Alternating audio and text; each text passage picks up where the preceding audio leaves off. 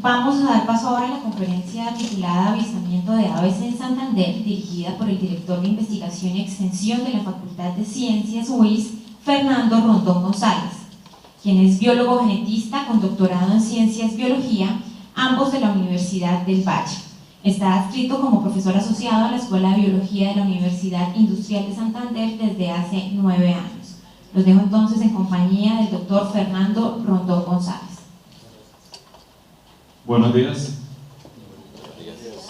Bueno, primero de todo, muchas gracias a la invitación. ¿Dónde está la profesora Lida? Muchas gracias por la invitación para venir a participar de este evento. En términos generales les voy a decir qué es un ave y qué no, porque aunque ustedes no lo crean, todavía uno encuentra personas que confunden las aves con los murciélagos. ¿Sí? ¿Cuántas especies de aves hay? ¿Qué son los endemismos? Que es un tema muy importante para todo el tema de avistamiento en particular. ¿Por qué son importantes las aves? ¿Qué hacemos nosotros desde el laboratorio de investigación que oriento en la Universidad Industrial de Santander, en la sede central en Bucaramanga, y algunas perspectivas que tienen que ver con el tema del turismo? Posterior a esta charla, entonces, también Daniel Eduardo Vadillo, estudiante de biología y coordinador del semillero de ornitología UIS, hará una presentación con unos temas complementarios a lo que estábamos diciendo acá. Entonces, en términos generales, empezaremos diciendo que un ave es un organismo vertebrado, ¿sí? Caracterizado por presentar plumas. Voy pasando cada una de las diapositivas más bien para ir mostrando las características. Caracterizado por presentar plumas. Las plumas son estructuras complejas de la piel. Si ustedes miran sus brazos y en algunos varones sus pechos, sus piernas, pues van a encontrar que tenemos pelos, no plumas, y eso nos diferencia definitivamente de un ave. Lo mismo sucede con los murciélagos tienen pelos, no tienen plumas, ¿sí? Ustedes se ríen, pero aunque no lo tienen, la gente sigue confundiendo aves con murciélagos, pero ahora diremos algunas razones de por qué eso. Estas plumas son apéndices que están compuestos de una proteína denominada beta-queratina, la cual le confiere varias características al animal. Por ejemplo, le sirve de capa aislante por el agua. Ustedes salen y buscan ahora aves, curiosamente toda la noche ha llovido, toda la parte de la mañana, y los animales no están, o pareciera que no estuvieran mojados, por lo menos no al nivel que uno se mojaría si se expusiera a un ambiente húmedo. Les confiere también una función protectora, por ejemplo contra el frío. Recuerden ustedes que tenemos animales que en nuestro país se distribuyen por encima de los 4.000, 4.500 metros del nivel del mar, y esos son alturas donde la temperatura ambiental puede llegar a los 2 grados centígrados y de noche bajar hasta los -5, -8 grados centígrados. Les confiere también función termorreguladora. Eso tiene que ver con la condición de ser organismos homeotermos, que ahora también haré una alusión a lo mismo, y pues, evidentemente son fundamentales para el vuelo. Por lo tanto, la pluma de estos animales son útiles para reconocerlas. Entonces, muchos de ustedes, sin saber nombre científico, cuando ven un animal, por el color de plumaje empiezan, eso es tal cosa, o eso es tal otra, o en mi tierra, o mis abuelos, o en la finca, o en la vereda les dicen de tal forma. Entonces, por el color del plumaje, pues, se puede hacer reconocimiento del animal. También es importante, tanto para la comunicación entre individuos de una misma especie, la diferenciación, y en algunos casos como atrayente sexual. También les explicaré eso un poco más adelante. Y definitivamente, pues las aves son presas de muchos otros organismos, ¿sí? Vertebrados, todos ellos, otras aves, rapaces, se alimentan de pajaritos, en fin, de algunos reptiles. Entonces, pues ellas tienen que camuflarse, e incluso de nosotros mismos. No sé si ustedes han visto alguna vez el que le llamamos alcaraván. Bueno, ya no lo llaman alcaraván, nosotros lo llamamos Vanellus chilensis, y en otras partes del país lo llaman pellares. Y estos animales, cuando uno va pasando por un sitio y empiezan a emitir esa vocalización fuerte y que van abriendo las alas, ¿sí? Es porque ellos están protegiendo algo que ustedes no están viendo, y son los huevos. Esos bichos ponen los huevos en el piso, ¿ya? Y sobre todo en zonas donde recién usted aró la tierra, se ve bien cafecito, y ellos aprovechan esa cripticidad para poder poner los huevos y obviamente tener sus pollos. Allí en Colores al Vuelo hay una foto del polluelo de uno de esos, ¿sí? Y también el plumaje le confiere la condición de ser conspicuos. Conspicuos significa que para los ojos de muchos de nosotros pues van a ser bastante atrayentes, los vamos a poder ver con facilidad. Muy bien, dentro de las características de las aves, las aves son organismos tetrápodos. ¿Qué significa tetrápodos? Que tienen 4 extremidades, 2 anteriores, 2 posteriores, pero pese a ser tetrápodos, esas 2 extremidades anteriores son modificadas para el vuelo y esas 2 las utilizan como nosotros, ¿sí? Para ser bípedos, es decir, para poder caminar. Pero eso no es gratis, es decir, en la evolución biológica de estos organismos, las aves derivan de un linaje relacionado con los reptiles y no son reptiles. Si ustedes se imaginan en ese momento un cocodrilo, una tortuga, una culebra, una serpiente, un lagarto, ¿sí? No son reptiles por una sencilla razón, porque los reptiles tienen esto que llama cintura pélvica totalmente aplanada o dirigida hacia el frente, en cambio, como totalmente aplanada, y por eso ellos reptan, y en cambio en las aves la columna, esta parte de la columna vertebral está toda dirigida hacia atrás, y eso es lo que les permite que las patas puedan, ¿sí?, estar en la forma como nosotros la hemos visto. Y adicionalmente ustedes pueden ver aquí otros aspectos de la anatomía esquelética de un ave. Esto de aquí, este hueso se llama quilla, en él se insertan los músculos pectorales que te sirven para el vuelo, ¿sí? Que se diría se parece como al esternón en los mamíferos, o en algunos mamíferos, no necesariamente. ¿Por qué vuelan las aves? Pese a tener una estructura ósea, ¿sí? Entonces, además de que las plumas ayudan para todo esto, es porque los huesos de las aves son neumáticos. Neumáticos significa que están conformados por una serie de canales o de poros, ¿sí?, denominadas trabéculas, y por ahí fluye el aire, y al fluir el aire pues les permite un sustento para poder volar, ¿sí?, los hace más ligeros. También las patas de las aves no todas son idénticas, ustedes van a encontrar distintas patas, y con base en ellas pues el animal va a tener ciertas adaptaciones tanto en alimentación como en sitios en donde uno puede encontrarlas. Una característica común a todas las patas, indistintamente del uso que el animal le dé, es que están recubiertas de escamas, y esa es una razón por la cual se piensa que derivaron alguna vez también de los reptiles, porque retienen esa condición ancestral, ¿sí?, de las escamitas, ¿ya? Pero ustedes pueden ver patas para animales zambullidores o nadadores, ¿sí?, patas para animales adaptados a vivir en tierras frías, con nieve, por ejemplo los pingüinos. Esto aquí no son pelos, vuelvo e insisto, son plumitas modificadas que parecen pelitos, ¿sí?, o patas para trepar, como la de los carpinteros, trepatroncos, algunos loros, pero algunos no todos los loros, los guacamayos, ¿sí?, o para atrapar y agarrar y sostener, como las águilas, las rapaces, los búhos, en fin, ¿sí? Entonces van a encontrar diferentes tipos de patas. El pico también es algo característico de estos animales, porque el pico de un ave no tiene dientes, ¿sí? En los ancestros de las aves se encontraron en algunos fósiles evidencia que tuvieron dientes, ya en el paso de reptil a ave, en la parte de la mandíbula, o sea, en la parte de abajo, se encontró que tenían dientes. Pero hoy en día, si usted tiene un animalito de eso en la mano y logra abrir el pico, se da cuenta de que tiene una lengüita normal y no tiene dientes. Los patos tienen laminillas, porque la mayoría de los patos son filtradores, ellos están en ambientes acuáticos filtrando, ¿ya?, mientras nadan. Y los picos, la forma también nos está diciendo algo de la dieta del animal. Por ejemplo, este es un pico adaptado para pescar, ¿sí?, las garzas. Este pico típico de semilleros es para poder triturar la semillita, ¿ya? O con este gancho acá es típico para poder desgarrar carne, como sucede con la mayoría de los de estas aves rapaces.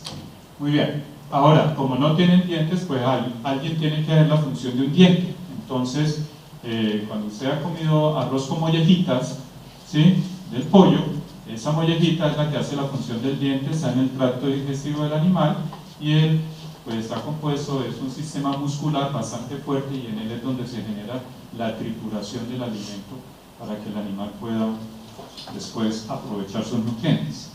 Muy bien. Además de tener huesos neumáticos, como les dije, las aves no solamente presentan pulmones, sino también una serie de saquitos al interior de ellas que se llaman sacos de aire.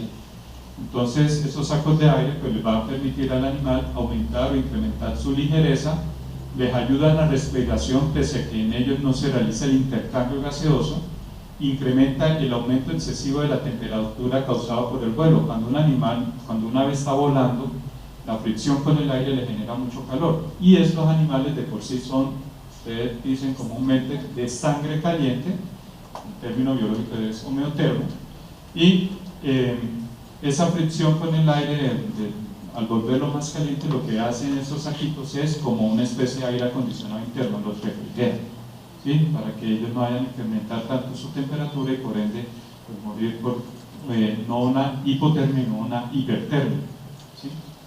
Muy bien. Como les dije hace un instante, al ser organismos homeotermos, pues el plumaje hace parte de todo ese sistema, los sacos de aire, y miren ustedes en esa foto comparativa, el plumaje le sirve de aislante al cuerpo del animal para mantener incrementada su temperatura corporal, miren, alrededor de los 30-35 grados centígrados, la cual es independiente del ambiente donde el animal se encuentra. Entonces miren que las temperaturas registradas aquí en morado, ¿sí? Están por debajo de los 20 grados centígrados. Esta es la temperatura ambiental y esta es la del animal. ¿Ya? Si nos pusieran nosotros al lado de ese buitre, más o menos sucedería que estamos todos amarillos, pero no tenemos nada morado, ¿sí? Entre otros casos, pues no tenemos plumas que nos permita aislarnos bastante del calor externo o del frío externo. El corazón de las aves es similar al de los mamíferos en el sentido de que tiene 4 cavidades, pero el corazón de las aves se difiere de los mamíferos porque metabólicamente las aves hacen su metabolismo más rápido, ¿sí? Y por lo tanto necesitan un intercambio sanguíneo, de flujo sanguíneo mucho mayor. Por eso es que él no es septado o tiene esos conductos que algunas personas cuando enferman del corazón les hacen un trasplante y le sacan un conductivo, una válvula, un cambio de válvulas. Bueno, en el caso de las aves no existen nada válvulas como tal. Entonces, ese sistema circulatorio es doble y cerrado, es decir, irriga rápidamente al animal, pues para poder mantener su metabolismo elevado, y en promedio, en algunas aves, es 41% mayor al tamaño del corazón de un mamífero. El ojo, o la visión de las aves, es el sentido más importante que ellas tienen, excepto en algunos grupos muy pequeños como son los gallinazos, ¿sí? Los gallinazos sí se orientan de alguna otra manera por el olfato, no un olfato tan desarrollado como el de algunos mamíferos, pero en ese grupo en particular el olfato es mejor que el ojo, ¿sí? En cambio en el resto de grupos el ojo o la visión es mucho mejor que el olfato. Esa visión o esos ojos de esos animales está protegida por esta capa adicional o esta telita que ustedes ven aquí, esta membranita que se llama membrana nictitante. Entonces ella le protege al animal durante el vuelo. En las aves que son zambullidoras, las protege cuando están debajo del agua buceando, excepto en un grupo del cual yo tengo referencia, que son los pelícanos. Los pelícanos, cuando se van volviendo viejitos, se van volviendo cieguitos, ¿ya? Porque ellos entran al agua en picada y con los ojos abiertos, y en los ecosistemas que principalmente este grupo de animales buscan su alimento es en ecosistemas donde el agua es bastante salada. Entonces eso les va, ¿sí?, generando alguna degeneración en la visión del animal. Esa visión de las aves, algunas personas, y aquí vamos a desmitificar eso, siempre han dicho, no, es binocular, como la de las rapaces. No, mentira, es monocular, como la de nosotros, ¿sí? Y les quiero decir que ambos tipos de modalidades son posibles en las aves. Entonces, en la gráfica a la izquierda, la visión de una paloma, donde es en un gran porcentaje monocular y un muy pequeño porcentaje binocular. De hecho, intente usted capturar una paloma del Parque del Socorro por detrás, ¿sí? Dichos, de una se dio cuenta de que usted viene y se va, se vuela. Eso no sucede con algunas otras, pero en la mayoría de aves, o corretea la gallina, porque son difíciles de atrapar, porque ellas están mirando, no es que estén mirando para atrás, sino que la visión de ellas les permite poder detectar que alguien está persiguiéndole. En cambio, además de eso, porque hay otro detalle, la visión de ellas es fija, es decir, la concavidad es fija y pues tienen que girar la cabeza bastante para poder mirar. En el caso de las palomas, como sobresale el glóbulo ocular, logra percibir, ¿sí?, si hay algún tipo de interacción con su parte trasera. En el caso de las rapaces o de los búhos, ¿sí?, miren ustedes que el campo visual es algo reducido, pero es principalmente binocular y el animal tiene que fijar, y por eso ustedes ven a las rapaces, a las águilas, a los halcones, ¿sí?, a los búhos, si llegan a observar uno, ellos están moviendo la cabeza para tratar de enfocar. Y esa visión binocular es lo que les permite desde arriba poder, ¿sí?, detectar presas y cazarlas. También tiene una particularidad las aves. Nosotros miramos, cuando me refiero a nosotros, es humanos, no todos los mamíferos, ¿sí? Porque si no quedaría como, todos los mamíferos miran en el espectro de la luz visible. Eso no es cierto. Sabemos que, por ejemplo, las vacas, ellas ven en un rango muy estrecho de la luz visible, ¿sí?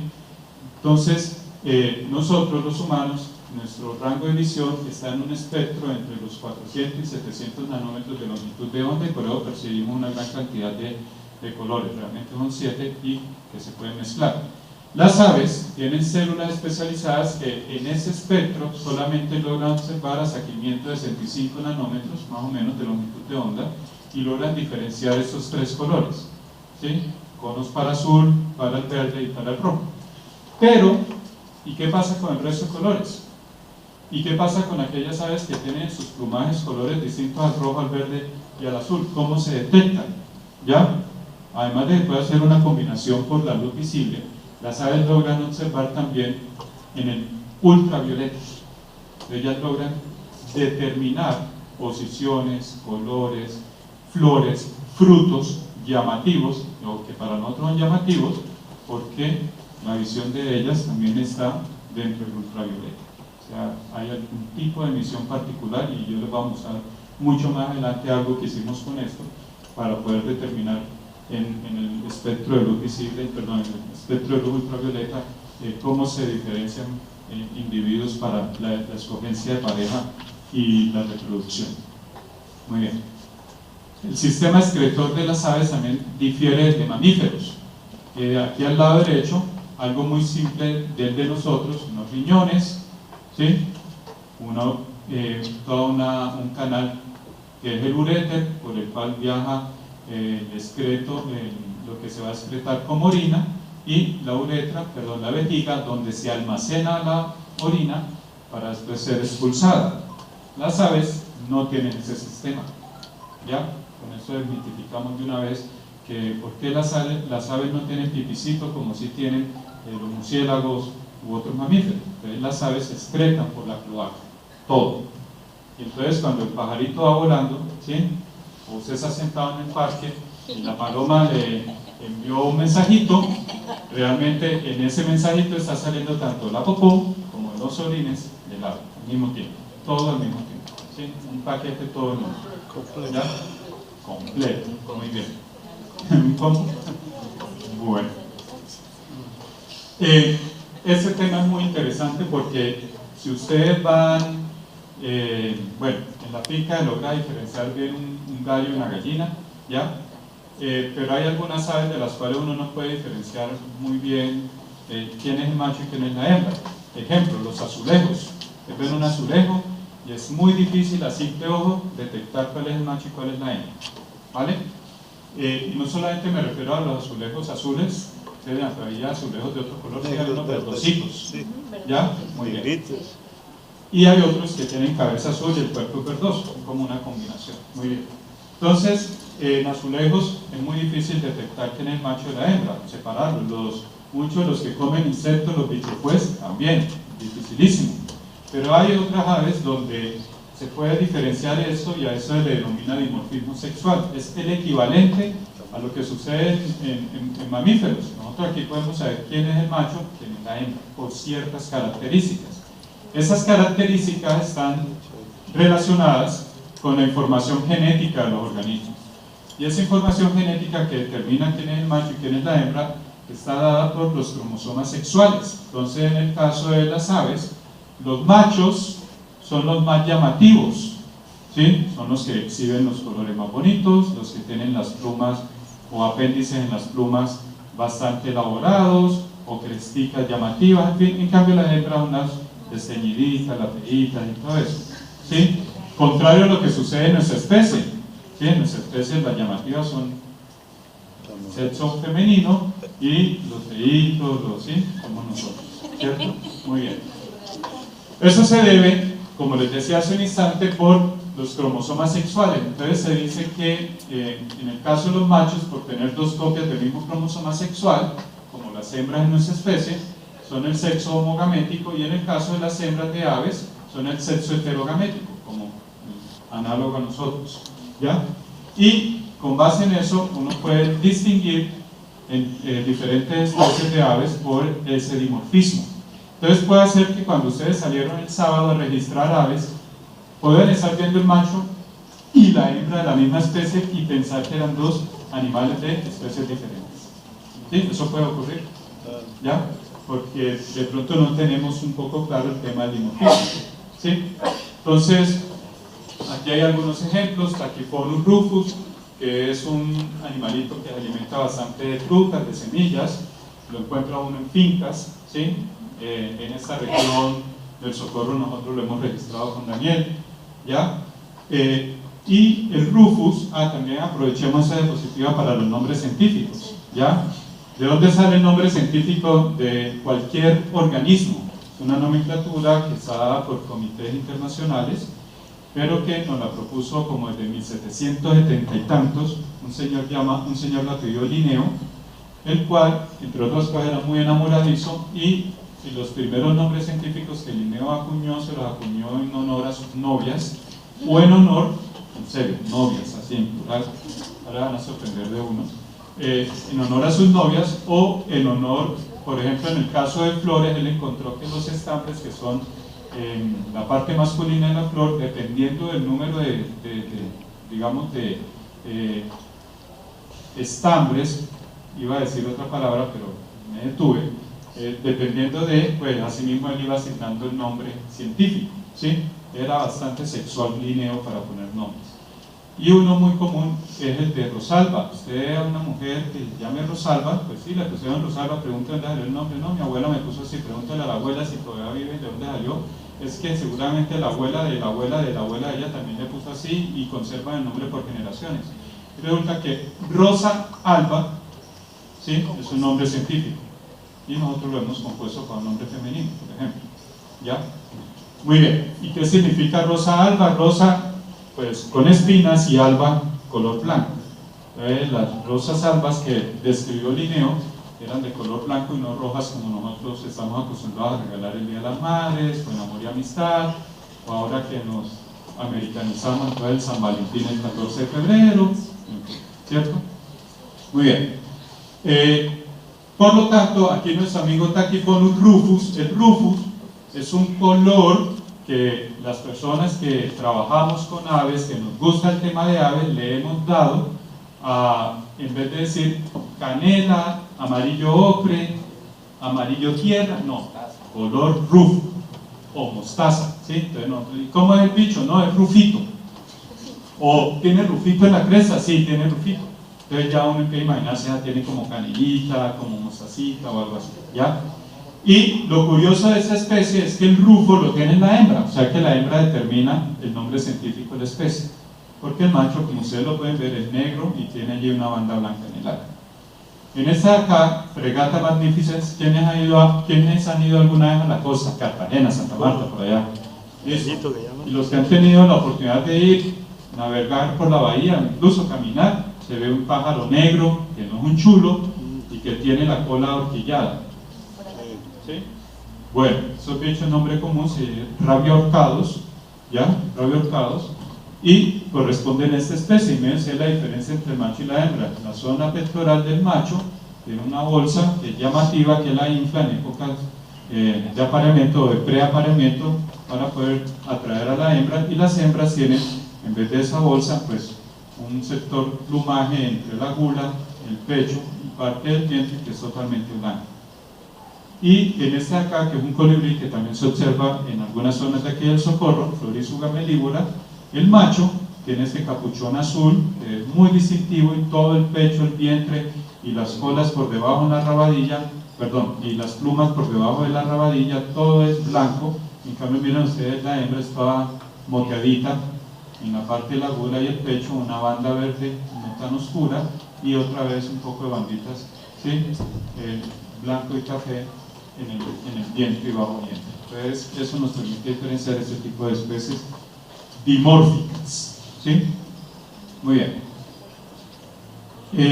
Las aves son organismos ovíparos, a diferencia de muchos otros, porque el animal, la hembra, una vez ocurre la fecundación, ella produce el huevo. Profesor, ¿con cascarón o sin cascarón? Claro, ya viene con el cascarón. Lo que pasa es que una vez el animal ovoposita o oviposita, deja por fuera el huevo, el cascarón se endurece, porque en el primer momento es algo blandito, ¿sí? Entonces, una vez el animal pone el huevo, lo desaloja, pues el huevo empieza a desarrollarse dentro de él, el embrión. Eso indica que ya ha ocurrido la fecundación interna, pero el crecimiento embrionario o el desarrollo embrionario está ocurriendo, ¿sí?, con el huevo por fuera, en la parte externa del animal, hasta que nace, ¿sí?, un polluelo. El periodo de incubación en todas las especies de aves difiere. No es lo mismo incubar un huevo de avestruz, 2 o 3 meses prácticamente, a incubar un huevo de un colibrí, que puede durar 7 días, 10 días. Sí, aproximadamente. Otro mito: no todas las aves nacen con plumas. Algunos, por ejemplo, estos pollitos, afortunados ellos, nacen con plumas, pero hay aves de otras especies que nacen sin plumas. Entonces, si usted logra ver el pollo o el polluelito en primeros días post eclosión del huevo, uy, qué bicho tan feo. Ya, no es que sea feito, que sí, puede ser que sí, pero quiere decir que no tiene plumas en fin. ¿Y eso qué implica? Como ya vimos plumas, entonces implica que son animales que las hembras tienen que proteger, o los padres tienen que proteger bastante contra el frío, porque no tienen la capa aislante en sus primeros días post nacimiento, ¿ya? Y ya que estamos hablando de ese tema, también es interesante poner otro. Siempre nosotros aducimos que la hembra es la que pone los huevos, incuba los huevos, alimenta a los pollos y ya. No, hay muchas especies de aves donde los machos participan, ¿sí?, de la alimentación de sus pollos y del levantamiento del nido, incluso ayudan a incubar los huevos, ¿ya? Entonces un buen ejemplo, no necesariamente porque sean monógamos, pero un buen ejemplo pueden ser los canarios. Los canarios, nosotros hemos visto y le hemos hecho fotografías a machos alimentando a sus hijos, y no la hembra necesariamente. En cambio también tenemos, hay de todo, en alguna especie que se llama polla de agua, ¿sí?, Porfirio martinica, en aves de la Huiza hay una foto.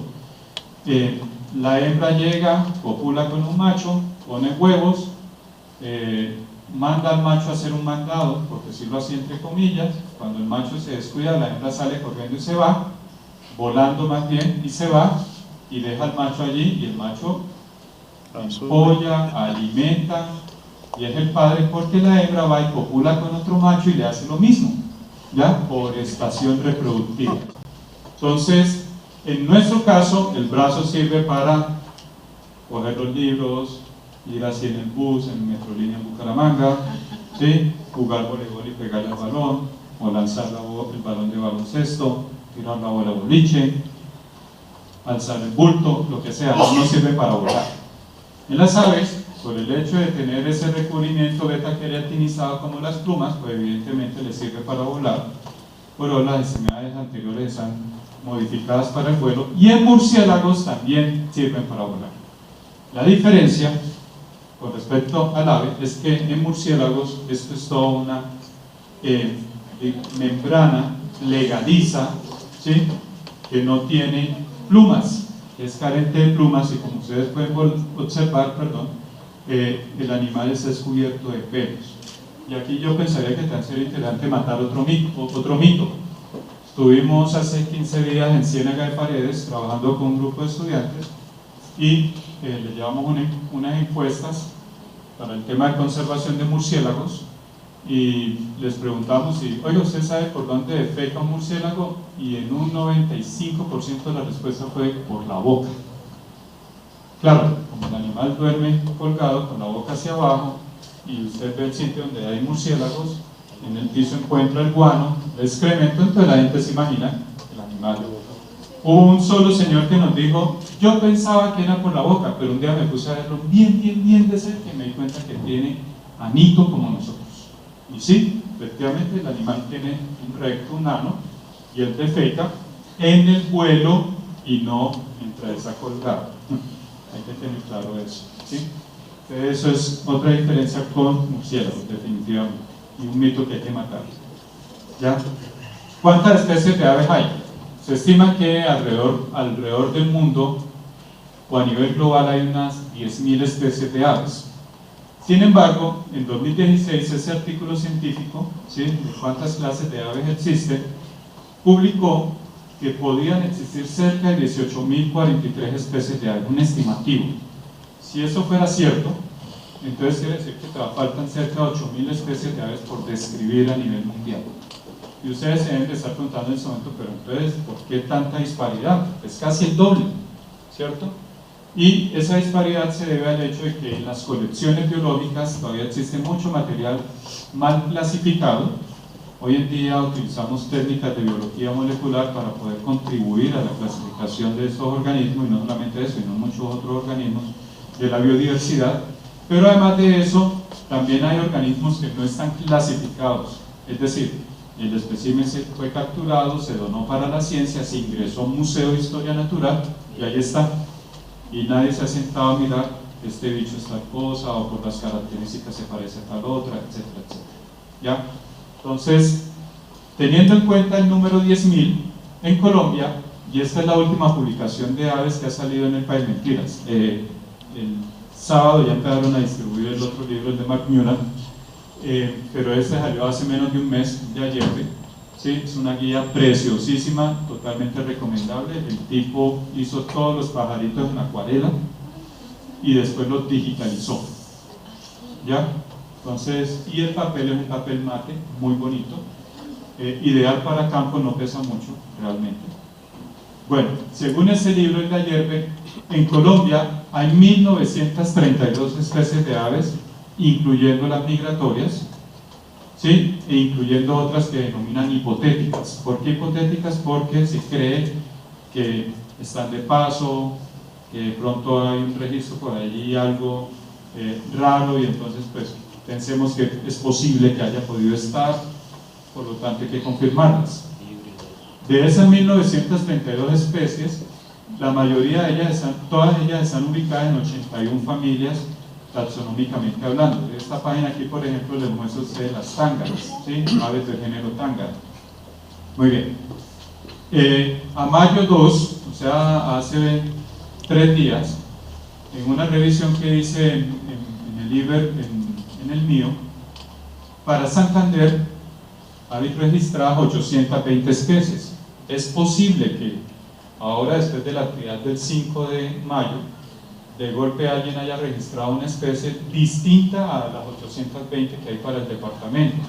Porque nos decía el intendente Cristancho hace un instante de que aproximadamente se han registrado 300 y tantas, entonces estamos apenas en 1/3 de la diversidad avifaunística que hay en este departamento realmente.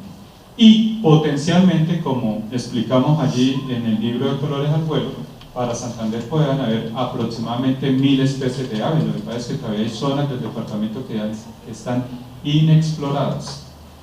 Causas, razones, muchas de ellas relacionadas obviamente con el conflicto armado que afortunadamente va pasando. Y eso ha permitido la entrada a zonas, ¿sí?, de las que no teníamos registros. Muy bien. Ya Daniel más adelante también les va a hablar un poco más en amplio sobre IBER. El Espectador en el año 2015 publicó esta nota, por ejemplo, que Bogotá era la ciudad capital del mundo con mayor número de especies de aves. Ojo con esto, capital del mundo, me refiero a capital del país, porque una nota de prensa que salió publicada ayer, cuya fuente es Colombian Birdwatching, que es una oficina o unos expertos en aviturismo que están ubicados en Cali. Para solo Cali y sus alrededores se pueden registrar más de 500 especies de aves. Entonces eso quiere decir que una ciudad no capital, pero tiene una gran cantidad de especies de aves, y ya hablaremos de qué es lo que conlleva que haya esa diversidad. Pero en el caso de Bogotá, particularmente uno piensa, pero si allá yo solamente esperaría encontrarme edificios, los que viven allá o los que han ido allá alguna vez, los que vienen de allá, y en dónde voy a encontrar aves si las zonas verdes son bastante escasas, en fin. Y resulta que en Bogotá hay cerca de 41 humedales, y en esos humedales se conserva mucha de esta avifauna. También para el Campus WIS, sede Bucaramanga, en el año de 1992, cuando iniciaron los censos por el profesor José Gregorio Moreno Patiño, él reportó en su momento 64 especies de aves, lo cual es un número bastante importante. Ustedes se hacen instante que en la jornada del 5 de mayo para el Socorro registraron en un trayecto 20 aves, 22. Bueno, un tercio, ¿sí? Ustedes dirán, pero ¿de dónde salió tanto pajarito? Si eso es un campus pues un poco más grande que este, pero más pequeño que la extensión de todo el área del Socorro. Y la respuesta es muy simple, un dato muy interesante. El campus de la Universidad Industrial de Santander, sede principal, ¿sí?, en su 40% son árboles altos, árboles nativos y alguno que otro introducido. En esa variedad de vegetación podemos nosotros observar toda esa variedad de especies de aves. Y otro dato para que se sientan bastante orgullosos de ser WIS, es el campus número 1 en Colombia con mayor cobertura vegetal comparado contra el de otras universidades. No importa que en Bucaramanga esté UDES y diga UDES verde, la WIS tiene el campus con mayor cobertura vegetal de todo el país, de todas las universidades del país, ¿sí? Entonces, allí, obviamente en los árboles, residen aves, llegan aves, pasan aves, ya cuando están florecidos, cuando están en frutescencia, muchas de esas especies de árboles, y en sus alrededores, pues, pasan bandadas de estos animales. Llegan animales migratorios, en fin. Desde 1992 al presente, porque en el libro dice que el profesor indica que se registraron cerca de 62 especies, es decir, disminuyó un número de especies de aves. Es interesante, además de entender que efectivamente con la urbanización nosotros afectamos el ambiente de estos organismos, ¿sí?, pues pese a eso también han llegado nuevas especies. O sea, no incrementó el número, pero sí han llegado nuevas especies. Y en el Campus WIS, por ejemplo, nosotros hemos registrado aves endémicas, por ejemplo, del cañón de Chicamocha, que se han desplazado hacia las ciudades y las estamos observando, por ejemplo, en la WIS. Ya veremos un ejemplo de eso. Entonces, las razones de por qué Colombia es el país número 1 en cuanto a diversidad de aves, se puede tener en cuenta esta referencia de Winger y colaboradores. Esto acá arriba corresponde a aves. Si ustedes miran y comparan contra esta línea, ¿sí?, total de riqueza de especies de aves, siendo los azules los menos ricos y los verdes, amarillos o rojos los más ricos, pues noten ustedes que la distribución a nivel global está principalmente sobre los trópicos, y nuestro país estratégicamente está ubicado en un trópico, ¿ya? Adicionalmente hay una influencia bastante importante, porque como ustedes pueden ver, el verde se extiende hasta acá abajo Brasil.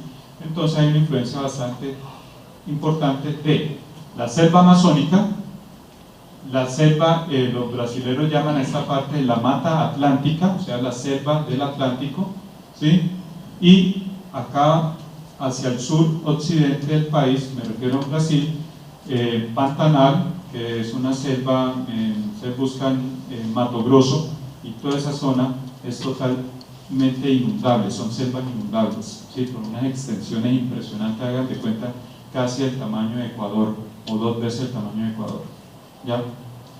Entonces, esas son razones por las cuales la mayor riqueza de especies de aves en el mundo se registra en estas zonas del trópico. Además de eso, también, recuerden, verde es mayor que azul. Aquí en Colombia se registra, se ve algo verdecito, ¿ya? En Perú y en Ecuador se ve más amarillo y más rojo, y allí se esperaría encontrar una riqueza mayor de especies raras, o sea, únicas, los endemismos de los que vamos a hablar ahora, ¿ya? Pero también, miren ustedes aquí, azul claro y verde, en Colombia, en nuestras tres cordilleras prácticamente, y esa de acá se refiere a la riqueza de especies amenazadas.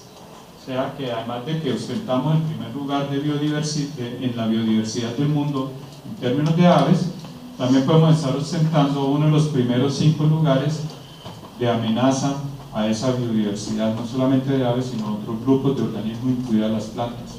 Razones: la deforestación continua, el convertir, yo les voy a hablar como biólogo, no les voy a hablar, no me pongan a pensar, ahí se man tan duro, no, les hablo como biólogo, ¿sí? La deforestación, ¿sí? El coger un bosque, talarlo y convertirlo en un potrero para vacas, ¿sí? Y eso no solamente aquí en Santander, se ve en la Amazonía, grandes extensiones de bosques, de selvas convertidas en terrenos para pastorear vacas, cuando hay otra fuente u otras alternativas para uno alimentarse, ¿ya?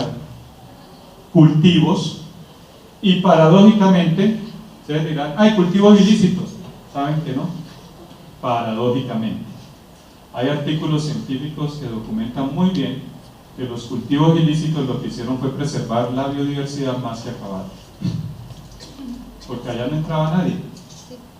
Ustedes no podían entrar, nosotros como biólogos científicos no podíamos entrar, ¿sí? Y ellos ahí tenían hay sus corredores de protección. Pero ellos tenían ñeques, pumas, jaguares, pájaros, no sé qué, no sé cuándo, y todavía hay.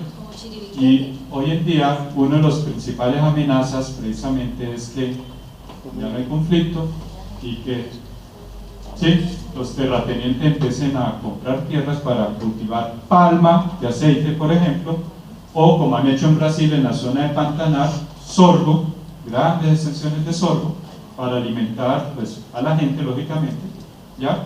Pero eso en detrimento de la pérdida de la biodiversidad, y es un problema bastante grande, ¿sí? Lo dejo solamente como reflexión. ¿Qué son los endemismos? Dijimos hace un instante, especies raras. Entonces, en biología, un endemismo indica que la distribución de un taxón, en este caso una especie, por ejemplo, se limita a un ámbito geográfico reducido y el cual no se encuentra de forma natural en ninguna otra parte del mundo. Ya les explico eso con ejemplos. Cuando se dice que una especie es endémica, generalmente se atribuye a cierta región, y eso significa que solo es posible encontrarla de forma natural en ese lugar, ¿ya? Generalmente la palabra endemismo va acompañada de otra información que especifica de dónde es exclusiva la especie. Entonces, ejemplo, bueno, antes de eso, en 2017 el Instituto Humboldt, que es una autoridad nacional en todo lo que tiene que ver con el tema de biodiversidad, y es donde nosotros reportamos los catálogos de diversidad que existen en las universidades o cuando hacemos trabajo de campo, en fin, reportó que para Colombia, después de un estudio concienzudo, mirando colecciones biológicas, haciendo salidas de campo, etc., un listado de 79 especies endémicas y de 193 casi endémicas. Yo acabo de decir que un endemismo hace referencia a un sitio donde exclusivamente encuentra un organismo que no vamos a observar en ningún otro lugar del mundo. Pero cuando decimos casi endémicas, entonces, ¿cómo así? Simple, es que es compartido con alguna otra región. Por ejemplo, habrán pajaritos que son casi endémicos compartidos con Venezuela, o con Panamá, o con Ecuador, o con Perú, o con Brasil, pero no se han encontrado en ninguna otra región del mundo, ¿sí? Muy bien. El libro de ayer, el que les hice mención hace como 10 minutos, hoy en día reporta 84 especies endémicas, es decir, 5 más con respecto a las 79 que reportó Humboldt. El año pasado salió un artículo de revisión científica de otro de los coautores del libro de Colores al Pueblo, de Jorge Avendaño, y en el artículo de Avendaño él reportaba cuáles eran esas 5 nuevas especies que entraban a las opciones de endemismos porque no se encuentran en ninguna otra parte. ¿Sí? Un ejemplo de ellos, del cual ahí hay fotos, es el colibrí que llaman barbudito o chivito, y no es que él tenga una barba de chivo, sino que sus plumas de esta zona en la cara pareciera que le dieran la forma de la barba a un chivo, de ahí el nombre de chivito. Muy bien, ahora sí, ejemplos de endemismos. Entonces, Amazilia castaniventris o colibrí del Chicamocha, ahí lo dijimos todo, ¿sí? No lo vamos a encontrar, ¿sí?, en ninguna otra parte sino en el Chicamocha, pero dijimos hace un instante que en la UIS ya lo estamos reportando. ¿Qué pasó? No, sigue siendo endémico de Colombia porque no lo vamos a encontrar en ninguna otra parte del mundo, pero ahora habría que darle otra connotación. Entre otras cosas, ojo con esto, cuando nosotros hablamos o decimos Chicamocha, si yo estoy en Santander, la gente piensa en Santander, pero le olvida que el Chicamocha inicia en Boyacá. Entonces, en el área de distribución de ese colibrí viene de la porción boyacense del cañón y continúa hasta la porción santandereana. ¿Sí? Este animalito, por ejemplo, nosotros lo reportamos en la hacienda del Roble, que es en pie de cuesta, que no es cañón de Chicamocha, pero puede tener cierta vecindad por Los Santos, ¿sí? Lo hemos reportado en Zapatoca y ahora en la UIS. Y lo que sabemos es que es un animal que también hace migración, pero migración local. Es decir, en ciertas épocas del año uno lo encontraría más fácil en el cañón del Chicamocha cuando hay seguramente ciertos árboles florecidos para él poder alimentarse del néctar, etcétera, por lo que es nectarívoro, ¿sí? Pero en otras épocas del año sube y se distribuye en áreas, ¿sí?, aledañas. Por eso es posible encontrarlo en otras localidades cerca al cañón, ¿sí? Este lo han visto, este que sigue han debido haberlo visto acá en Socorro en algún lado.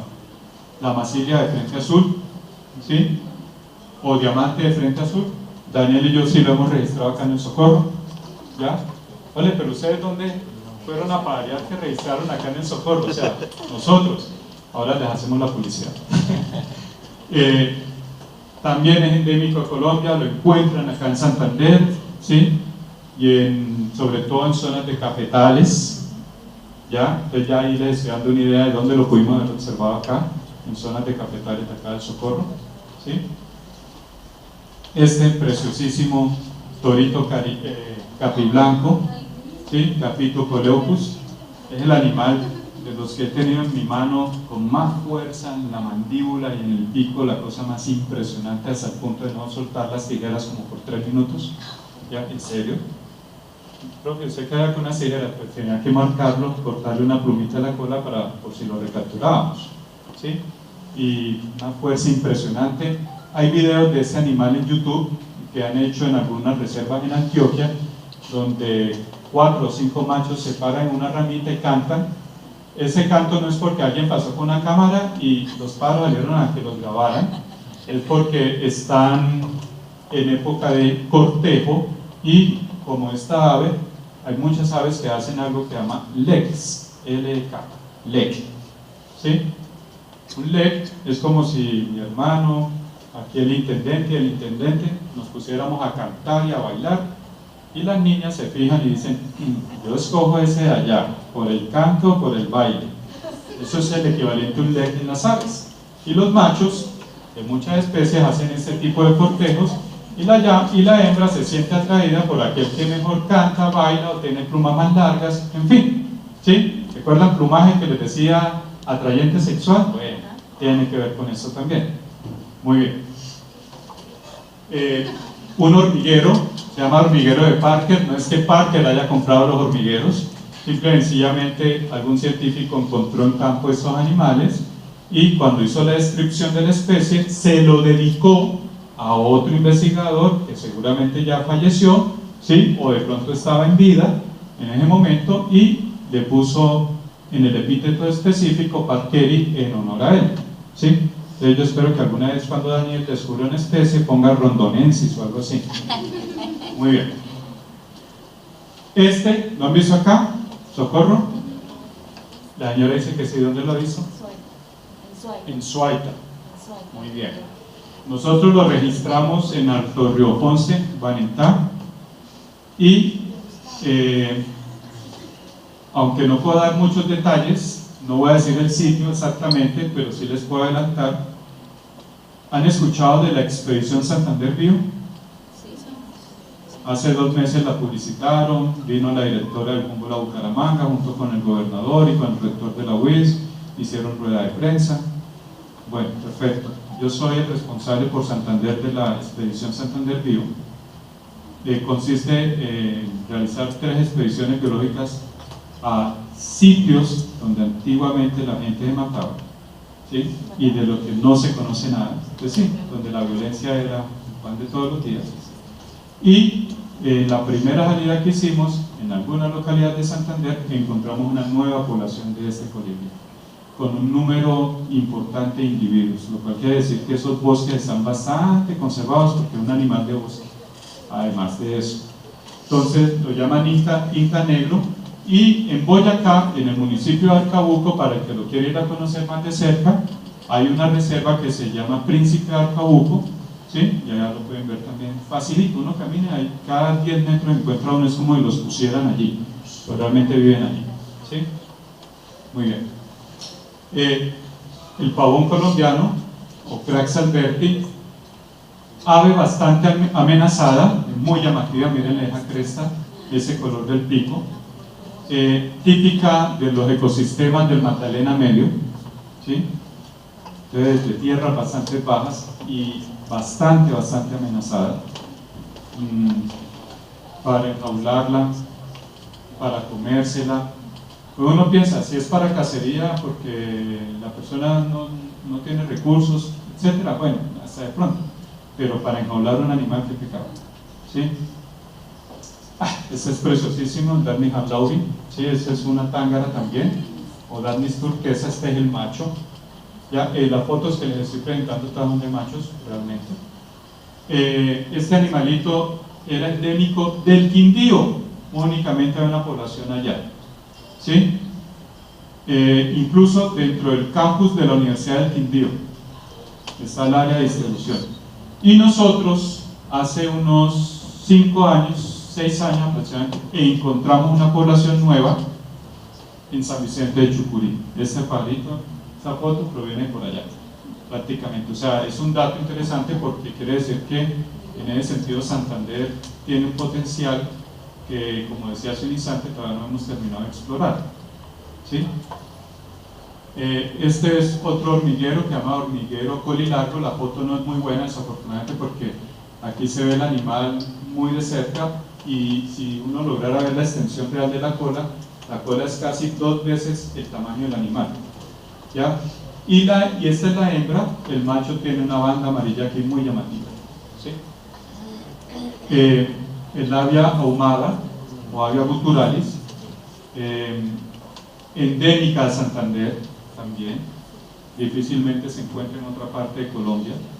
Nosotros la hemos registrado cerca de Río Negro, aquí en Santander, y los chicos que estuvieron junto con Daniel el sábado en el embalse de Topocoro, en el proyecto hidrosogamoso, la registraron en localidades cercanas, vecinas al embalse, ¿ya? Entonces es un buen dato porque eso quiere decir que el animal está en otras localidades y no solamente confinado a un único lugar, ¿sí? El chango de montaña, no sé si lo han visto por acá. Algo anecdótico cuando yo hago la pregunta. Alguna vez en el Valle del Cauca, en Bitaco, donde también donde también participaron del Big Day el sábado, iba con la foto de un pájaro, de un ave que me llamaba la atención para investigación. Entonces llegué a una casa de unas personas, y les dije, oye, ¿ustedes han visto esa ave? ¿Cómo se les perdió? Bueno, sí, qué pecado. Muy bien. Este chango de montaña es bastante amenazado, también es endémico de Santander, ¿sí? Difícilmente lo encontraremos en otra parte del país. En el Cerro de la Judía, en Florida Blanca, se logra observar un reducto de sus poblaciones, y pues estamos tratando de ver si lo encontramos en otras localidades del departamento, ¿ya? Y ustedes dirán, ahora yo les contesto una pregunta de, bueno, ¿por qué es importante encontrar otras localidades? Es el carpintero bonito, ¿sí? Melaner Spulker, también un carpintero muy interesante, ¿sí? Dentro de nuestra diversidad de carpinteros, diría yo, este es, como su nombre lo indica, el más llamativo, definitivamente. Uno ve por aquí, incluso aquí en el campus del Socorro, otro que no es este. En el de la biblioteca veo uno otro que no es este, ¿ya? Este es bastante complicado, pero afortunadamente ya hay poblaciones, o bueno, se han visto poblaciones de él en Hidro Sogamoso, por el embalse Tocoporo y en otras localidades del departamento. Y esta que es emblemática, la perdiz santanderiana. Entonces, miren su nombre común, perdiz santanderiana, o sea, no la van a encontrar en ningún otro lugar del país, definitivamente. Sí, Odontophorus strophium. Según el libro Ayerbe, dice que está distribuida hasta los 2.700 metros sobre el nivel del mar. Sí. A Ayerbe le faltó venir un poquito más a Santander, porque yo la he registrado a 3.400 metros sobre el nivel del mar en el páramo de Santurbán en Betas, en una localidad cerca de Betas. ¿Sí? Entonces le faltó ayer venir o llamarnos, oye, ustedes han visto dicho por allá, datos, sí, porque eso hace la comunidad, intercambiar información, ¿sí? Eso hacemos.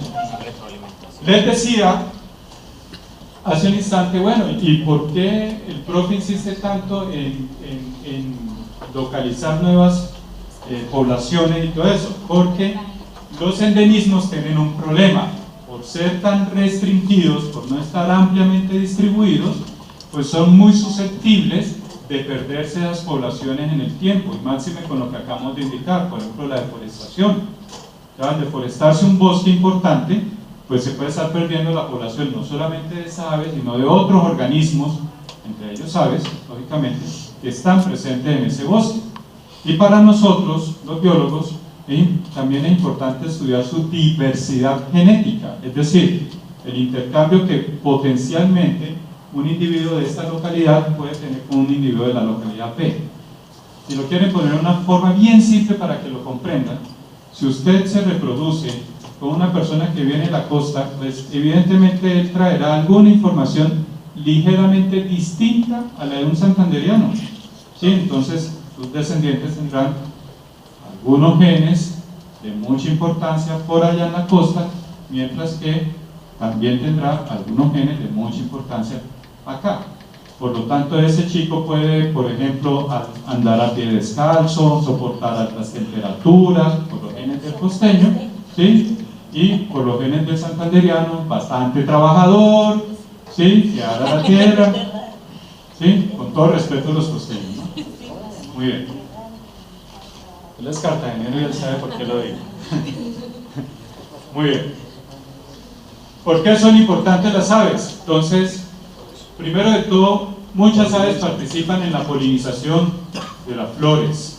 Y aunque eso parece ser una planta de jardín, es decir, algunos de nosotros nos dedicamos a tener jardincitos en ciertos espacios, no solamente me refiero a las flores de jardín, me refiero a las flores de árboles, de bosques, ¿ya? Entonces, la polinización no solamente la realizan las abejitas o algunos cucarrones, también la realizan las aves. Por eso ellos participan activamente de la regeneración del bosque, porque cuando se poliniza una flor, sobre todo en algunas especies de árboles, se producen frutos, y entonces allí cuando llegan otras aves, que comen frutos y dispersan sus semillas. ¿Recuerdan de la molleja? El animal se come el fruto, en esa molleja tritura todo lo que es la parte carnosa, llamémoslo así, del fruto, y la semillita sale por aquella, ¿sí? ¿Quién recuerda el nombre del sitio donde se aloja tanto la orina como la popó de las aves? La cloaca, perfecto. Y entonces el animal al vuelo va esparciendo las semillas. Entonces son dispersores de semillas, ¿sí? Muy bien. Estos datos son de un estudio hecho en un área conservada en Córdoba, en Colombia. Y miren ustedes, cada línea de color representa una especie diferente de ave que se alimentó de algún fruto y por ende dispersó la semilla.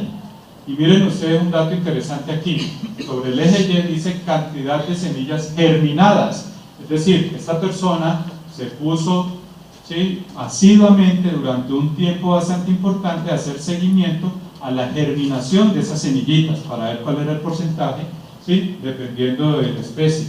Y por ejemplo aquí uno puede ver que algunas especies pues pareciera, puede guardar alguna relación con la anatomía interna del animal, con las estructuras como la molleja, en fin, pero lo interesante es que muchas aves, al ser dispersoras de semilla, en su tracto, ¿sí?, logran que esa semilla, no, antes de eso, quede rasgada o algo para la germinación. Hay algunas especies de plantas que usted llega y dice, yo eso lo siembro, hágalo, por ejemplo, ceiba barrigona, muy fácil, que también es especie nativa de Santander, única en el mundo, no la han encontrado en otro lado, ¿sí? Ahora, de hecho, las semillas de la ceiba barrigona sí no hemos visto que las aves las dispersen, pero indistintamente de eso son difíciles de descalificar para poderlas germinar. Entonces muchas aves hacen eso, ¿sí? Muy bien. Otras, las aves también hacen control biológico. Entonces esa foto corresponde a un gavilán, ¿sí?, un cernícalo que le está llevando un ratón, una rata que cazó cerca a un basurero, aquí a sus pollos, a sus crías. ¿Ya? No solamente comen roedores que pueden ser permisivos para nuestra salud, sino también insectos y otros animales de monte poco saludables. Que mucha gente espanta, bueno, sí, cuando uno ve 25 chulos allí, o va a comer a la plaza de mercado de San Francisco y tiene el chulito acá, uno lo piensa, ¿ya? Pero no es que usted esté almorzando carroña, pero el animal está ahí pendiente que uno le tire el huesito o algo. Entonces, evidentemente están cumpliendo con una función biológica de poder limpiar, ¿sí?, de carroña o de organismos en descomposición que se encuentran en las vías, en el campo, en fin, ¿ya? Entre ellos tenemos esa es una pregunta que siempre me ha hecho, ¿por qué nuestra ave nacional es un chulo? Porque es un chulo, el cóndor es un chulo, ¿ya? Pudo haber sido una masilia o otra cosa, pero bueno, alguien definió que fuera un chulo, ¿sí? Ya sabían cómo se iban a comportar los seguramente, posiblemente. Ya que les muestro esa foto de Cathartes aura, ¿sí?, en Colombia tenemos básicamente 5 o 6 especies de estos organismos. Uno, el que tiene la cabeza totalmente llena de plumas, que es negrito, Coralis satratus, otra especie distinta a este. Y hay otro que tiene la cabeza amarillita, que nosotros le llamamos cariñosamente el cabecehueso, ¿ya?, que también es otra especie totalmente diferente, y aunque no lo crean, es un chulo muy bonito. En serio que sí, es muy bonito. Y el rey gallinazo, que es preciosísimo, ¿sí?, Sarcurramphus. Muy bien. También para avistarlas, para recreación. El intendente Cristancho decía hace un instante, en Santander, a nivel Colombia fueron 2.000 y algo de listas registradas, y comparaba con 36.000 listas en los Estados Unidos. Un datico. Esto es tomado como referencia, ¿sí?, del libro o del boletín que emite la Asociación Nacional de Caza, Pesca y Vida Silvestre, ¿sí?, en los Estados Unidos. Y miren este dato acá: 72 millones de personas en los Estados Unidos salen a observar aves, y la población de Estados Unidos es casi el triple de eso, es decir, casi 200 millones de habitantes. Y nosotros, que somos 40 millones, apenas en Santander salimos los 40 de aquí del Socorro y los 20 de Bucaramanga. 60 personas a pajarear un día, ¿sí?, siendo el país número 1 en diversidad de aves. Qué vaina tan contradictoria, paradójica, ¿ya?